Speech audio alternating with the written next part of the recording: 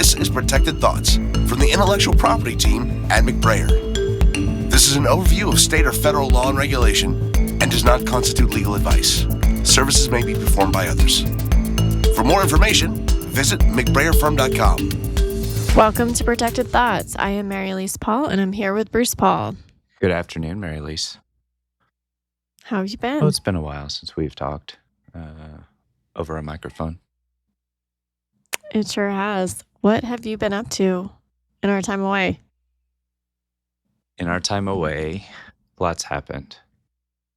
I've been to the Ukrainian border, delivering an ambulance with a wonderful organization, Brand Action, who we know through our membership in the International Trademark Association. We've been to some INTA events. Oh, well, wait. You can't just glaze over your trip to the Ukrainian border. Can you tell us more about that? I believe you went to the Ukrainian border back at the beginning of August. What was that for? Tell us all about your experience. As I said, Brand Action is an organization that we know through INTA. It is an organization made up of intellectual property attorneys and companies that are involved in intellectual property interests, major brands, obviously from the name. And it is a charitable organization. They give money to different wonderful organizations around the world, including World Central Kitchen. And they have supported Ukraine in its defense of itself against, obviously, Russia. And that has come principally in the last couple of years in the form of ambulances. And so members of Brand Action have donated money to Brand Action that then gives the money to organizations in Europe that are paying for ambulances to support the cause. Those ambulances are important. They help soldiers injured. They help, hospitals, because a lot of the hospitals and a lot of the communities are donating their ambulances to the cause, to the soldiers, and so then they are lacking ambulances. So there's just a shortage of ambulances all around. So these ambulances are donated, though they're purchased in Europe, and they are donated, and then folks are invited to come and drive those ambulances from wherever they are being donated from to Ukraine. And I was lucky enough to get that invitation. And so I landed in Luxembourg, met with some people who are intimately involved in this every day of their lives. And I went to, a few of us got into ambulances and drove from Luxembourg through Germany, through Poland, and to the Ukrainian border. A certain someone told me I wasn't allowed to enter Ukraine, so I did not enter Ukraine and was left behind as the others were able to go to Lviv to make that delivery. And it was an awesome experience, even though I didn't get to go into Ukraine. What was the highlight of the trip? The highlight of the trip was actually before the trip started, when we arrived in Luxembourg and gathered at a Ukrainian support agency in Luxembourg called L'Ukraine. And we were presented with all of the paperwork that we would need to make that transfer, the title to the vehicle, and some tax information for the delivery, and some paperwork to cross the borders. And the piece of paperwork that was really the most moving was the piece of paperwork that made the request for the ambulance from the country of Ukraine, from the military of Ukraine, saying why the ambulance was needed. And so seeing that paperwork made it feel very real, very needed, very appropriate, not just something that, we were doing for fun. So that was the, I just being in that room, seeing that piece of paper made it all worthwhile. That's great. How long did the trip take? How long was I gone? 3 days? I landed. I started the trip the following day, I drove through, and by I mean we drove through Germany and Poland, and then stayed the night in northwest Poland, and then got to the Ukrainian border that afternoon. So, and then they actually had difficulty getting into Ukraine, but did make it the next morning, and then I flew out the next morning as well, I guess. And you took a train to Warsaw and spent some time in Warsaw before you left. And I took a train to Krakow. I'm sorry, took a train to Krakow before you left and spent some time in Krakow. So I got to be a tourist in Krakow. You did? You went to the Banksy Museum? I did. I went to the Banksy Museum. I went to the museum. Oh, shame on me for not remembering what it's called, but the factory that famously was where the Schindler's List, the Schindler owner, protected a lot of Jewish families. So that was a highlight of the summer, and exciting work with Brand Action, who's still, I believe, raising money and donating to the cause, and also working to raise money for other causes. You were attending the Brand Action Committee meeting into leadership meeting in November. And right, Brand Action. What do you have to share? Brand Action is always, I believe it is a 501c3 entity here in the United States. It is always taking donations for its cause. It's taking sponsorships, hoping that our firm will become a sponsor of the organization. And they are preparing their budget for next year. And so if anyone has end of the year money to support, or anyone who's planning their budget for next year, can make it part of your cause to support, then it's great. It's not just Ukraine. You don't have to be as interested in Ukraine as I am and as others are. Again, World Central Kitchen is recognized around the world for the good work they do. Wherever tragedy happens, World Central Kitchen shows up and provides support, and they have a good, strong partnership. And then there are lots of other organizations, more localized organizations in different communities where INTA has a presence. So INTA supported a local organization in San Diego. When we had the conference in San Diego, they'll be supporting a local organization or two or three in London next summer when they come to London. And so the money gets spread out. But to me, Ukraine is important, and World Central Kitchen. I mean, we live in Kentucky. World Central Kitchen has showed up to our state twice in the past couple of years when we've had some terrible events happen. So it is omnipresent and a great organization to support. Yes. So the other thing that we've done in the past few months is attend the INTA leadership meeting in November, and that was also a highlight of the past few months. It was in Hollywood, Florida, and Bruce, you spoke on a panel to present about publicity rights with a few colleagues, Nicholas Hawkins, Rolani Belos, and Lance Pillersdorf. I believe the title of your panel was called From Celebrities to Creators, Why Publicity Rights Are Everyone's Business Now More Than Ever.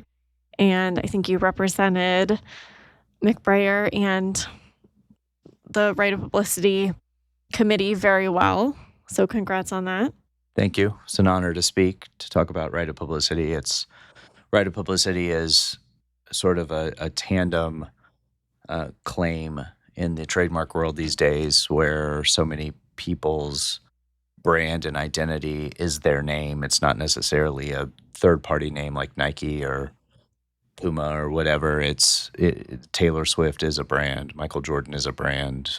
Name your celebrity is a brand. Even the influencers that I don't like to necessarily acknowledge, they do indeed have a brand. Those brands may not be famous, so maybe they have trademark rights established. But whether they have trademark rights established or not, they certainly have a brand to protect, and that's where the right of publicity comes in. And the talk was really focused, or I guess triggered by the NCA versus House settlement that took place last year and then was finalized this year, where NCAA students are now permitted to be compensated for universities and television and the NCAA's blatant use of their names, image, likeness to make millions and millions and billions of dollars over the years. And so now they can be compensated. And so that was a bit of a windfall for the students and for everyone's eyes to be opened as to the value of a name and a value of a personal brand. And so that's what we talked about. We did think you had a bit of a missed opportunity there. Emily, our daughter, does have some NIL gear for her Miami of Ohio soccer team, and you didn't have any of it with you at the presentation. Yeah, bad father. Stunning. Yeah, anyone want to go to the Miami University, not to be confused with University of Miami, the Miami University Redhawks soccer team's NIL site, you can buy Emily Paul gear, and she will be happy to receive the money. Yes, student athletes can be paid for their merch these days. Very exciting. Anything else you want to offer up about the presentation and some takeaways from it? No, one of the presentations there, which is not something that's on my radar. Again, I'm not in the influencer or social media world like others, but dupe culture is becoming part of our nomenclature. Advertising, marketing, selling dupes, not to be confused with the brands that they are attempting to duplicate, and also not to be confused with counterfeit merchandise, which is illegal. There was a lot of talk of dupes, and I don't really know what it is. So, Mari-Elise, can you educate me on what I'm missing out on? I think we've talked about dupes on the podcast before. Maybe we haven't, but the term dupe has kind of evolved into a shorthand for budget-friendly alternatives to high-end or luxury goods. And dupes can be anything from beauty products to fashion, but we often see them a lot in the clothing space. So influencers, shoppers use the term dupe to highlight that the product that they're purchasing mimics the aesthetics, the functionality of a more expensive brand. One of the brands that is often targeted for dupes is Lululemon, and Lululemon has taken dupe culture very seriously and tried to combat it. It has registered the mark Lululemon dupe, and so what they do with that registration will be interesting, but I suspect they'll be sending cease and desist letters and trying to take action against those third parties that use Lululemon dupe in their advertising to say, this is an infringement, take this down. You can't use this mark Lululemon dupe in your advertising to say that this is a fake product.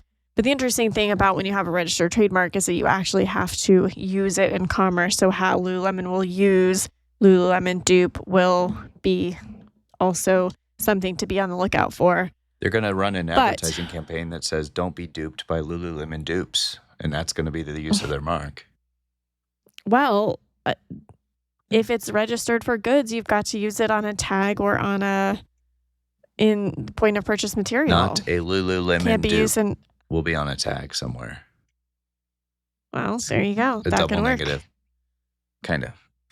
So what's the difference between remind me, what's the difference between a Lululemon dupe and just a pair of, say, leggings where the advertiser says these leggings are just as comfortable as Lululemon's leggings and more affordable? So the Lululemon dupe or the dupe product will purportedly look and have the aesthetic of the authentic one. So it would have the same cut or the same lines or the same stitching as the original, but it would have a reduction in cost. Same thing with handbags. So you might have the really high-end handbag, but you have the low-end price and the aesthetic that looks the same, perhaps lower quality, but the influencers will pitch it as, oh, I found this dupe on Amazon. It's a great bargain and it looks the same, but you can get it for way less. We've seen this kind of for a long time in the shoe market. You had the lower end brands that were making shoes that looked much like the high end brands, but now it seems like in 2025, consumers are embracing this knockoff dupe culture to say, I'm only willing to pay this price point and it's fine if it's a dupe. Oh, I got a steal on this product, not considering the intellectual property rights that come behind the dupes, and they're actually potentially infringing the originals. And brands are now also taking action to try to creatively combat the dupes. Are they just registering more trade dress? If it's the look and the feel. Yeah, that's one way to combat it. Registering trade dress, protecting copyright where they can. Sometimes copyright doesn't apply, sometimes it does. But and obviously with this registration of Lululemon dupe, that is another creative way to try to combat. Are there brands? The dupe issue. Are there brands that, like, can you name a brand that is a quote unquote dupe brand? Or are all of these brands just no name, generic, or offshoots of, I don't know, I would use the word generic. Are they just like generic versions of these things? No name brands. I also am not in the market for dupes, so I'm not a dupe shopper, but because I think of once upon a time there was a shoe store called Payless, and it felt like if you went into Payless, you would see different brands of shoes that looked a lot like the shoes being sold in the next door neighbor Athlete's Foot or whatever the name brand store would be, offering Nike and Adidas and Reebok and whatever. But you knew that you were buying the cheap alternatives. Was that an early version? And I can think of another shoe brand that I shall not mention that also does that. There's there might be the very high-end brand, and this shoe brand makes the very much lower cost alternative to it. But Payless is a great example of that. Yeah. I don't even know if those stores exist anymore, but that's... Only they do. And I don't even know were the brand, was it a Payless branded product that had that sort of was an imitator, or were they, I don't know, something else? I don't remember. Like, I remember when there used to be Timberlands, and then there would be offshoot brands of like Dakota or something that would look a lot like a Timberland, but and you were putting a shoe called Dakota on your foot, so you felt rugged, I guess. I don't know. Yeah. But I think nowadays there are so many just no-name brands that pop up, or some combination of random letters that are not the same as the old salmon libbies that would be sold at Payless. So yes, that was a counterfeit, dupes. All of that was a hot topic into 2025 leadership meeting, and I think it will continue to remain a hot topic. I think there's some roundtables coming up on it as well. So, no doubt, remains much interest in how to continue to combat embraced infringement, we'll call it. So, there's some Supreme Court action in the copyright world since we've last spoken. There's a copyright case called Cox versus Sony that was argued before the Supreme Court on December 1. Involving the Digital Millennium Copyright Act, basically the idea that if you're an online service provider, such as Cox Communications Cox provides internet service to a lot of people in this country. And the idea of the Digital Millennium Copyright Act is in the 1990s, Congress passed this law so that the companies that basically the digital companies focusing on the internet that transmitted or processed copyrighted works wouldn't be liable if bad actors were using those transmission lines or the internet services to infringe. And so that statute was passed in the 90s. It has developed over the past 30 years quite a bit. There was a Napster phase. There was a company called Gronkster that went before the Supreme Court that replaced Napster and got in trouble. All of these companies claiming that Napster and Grokster both claiming that they should not be liable because it's other people who are ripping off music and who are infringing on copyrighted music by using those services. But what the courts found in those two cases were that they were liable because they materially contributed to the infringement. They knew that these services were going to be used specifically for the purposes of infringement. So now there is Cox Communication, Sony Music, and a bunch of other music companies have been putting Cox Communication on notice millions of times, literally, over the past several years about different infringing people using Cox Communication to infringe, using a bit torrenting is what it's called. It's a method of exchanging files and ripping off files, and Cox would remove the infringing content, but would not historically. Well, I don't want to misrepresent anything. Cox did terminate a lot of people who were using its services to infringe, but it also opted not to do that. And so Sony and a group of others sued Cox Communications in Virginia for copyright infringement. A jury came down on Cox Communication with a judgment of over $1 billion. Cox appealed that to the Fourth Circuit. The Fourth Circuit upheld that judgment, saying that Cox was liable because its inaction in not doing anything in response to the notifications of infringement was materially contributing to the infringement, which is one of the factors under indirect liability. And then also the $1 billion number was arrived at because the jury found that Cox was willful. Under the Copyright Act, there's a range of statutory damages ranging from $750 to $30,000 per infringement. But if the infringement is found to be willful, that damage can escalate to $150,000. And so the jury was not happy with Cox Communication. There's evidence at trial where the person or one of the people charged with managing infringement notifications said I won't say the word, F the DMCA. So that was in evidence against Cox that didn't work out very well for Cox.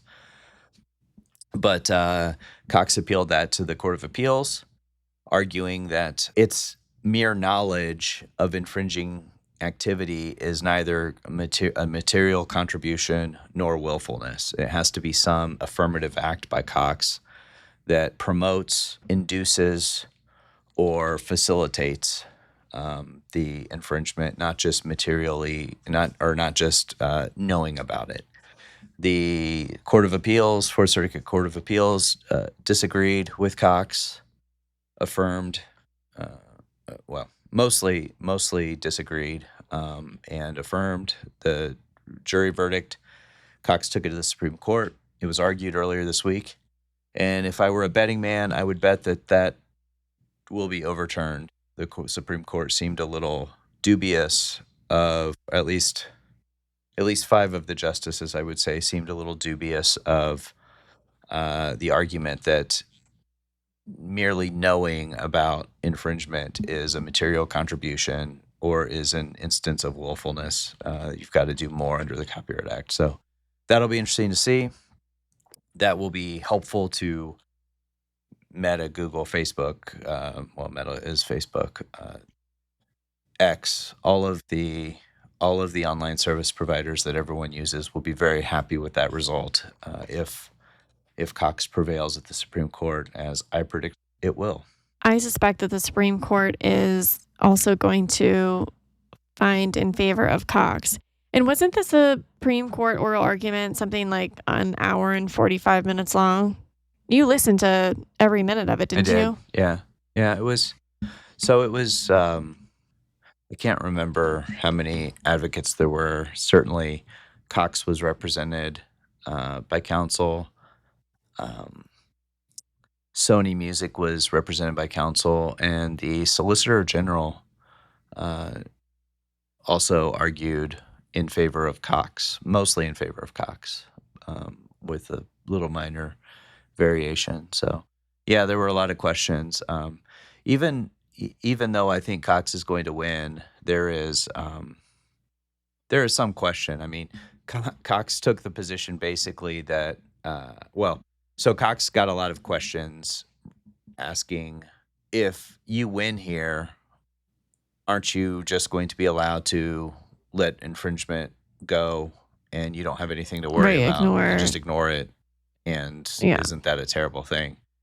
And Cox took the position that, well, we're a good corporate citizen, so we would never let that happen. Well, but that's basically ignoring the DMCA. So there is another part of the DMCA that was touched on that you're referencing, where part of the DMCA protection afforded to online service providers is they have to commit to terminate service to repeat infringers. So in this fact pattern, if I am using Cox Communication to infringe 1, 2, 3, 4, 5, 6, 7, 8 times, and Sony Music catches me and notifies Cox Communication of my infringement that many times, Cox has to have a reasonable repeat infringer policy in place where it promises to terminate known infringers. And that's called the repeat infringer policy. If you don't have a repeat infringer policy in place, you are not protected by the Digital Millennium Copyright Act. And so that was part of Sony's argument, is that there were users that had infringed millions of times, or many times, and Cox never terminated. Cox's response is, we provide cable services and internet services, and so when you are identifying IP addresses, that IP address could be, for example, the University of Virginia, a dorm at the University of Virginia, or a fraternity house at the University of Virginia, or even an apartment complex, and we don't know who the actual infringer is. So we can't be a good service provider if we are cutting off an entire university dorm or an entire university altogether of its internet services just because one person there that we don't know who it is, that we can't identify, that we can't find, is infringing. And so it creates a little bit of a problem for that repeat infringer policy. So Cox's position basically is, if we could identify the one person, if it's a single person living in a single apartment and that's the only person using an IP address, sure, we'll terminate them. Other than that, there's no way for us to reasonably do it.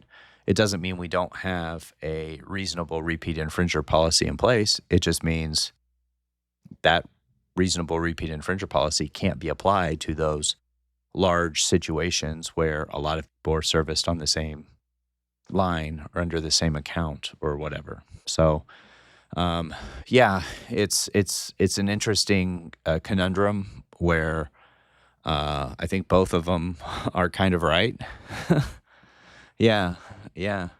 It's a reasonable argument. You can't terminate internet access for a multitude of people who didn't infringe and who actually need internet services because one person that may be living or may be visiting that premise, like when you're talking about a university situation or fraternity house. Right.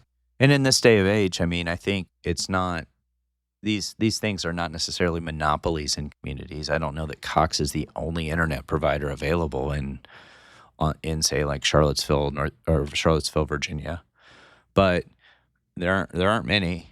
And okay, but we also all know getting new internet is a whole ordeal. It's quite an ordeal. Yeah, it's quite an ordeal. And It's not an immediate process. And I mean, if you have to get new internet because your prior internet provider terminated you because of copyright infringement, constant intentional copyright infringement, then what is a new potential service provider supposed to do? Are they supposed to take you on, or do they know that you have copyright infringement going on? And they, there's just all sorts of hypotheticals that come into play under that circumstance. But it is a problem because if Cox wins, when Cox wins, I think, unless they carve out some sort of weird judge-made law. Well, they can make this very narrow, I suspect. Maybe.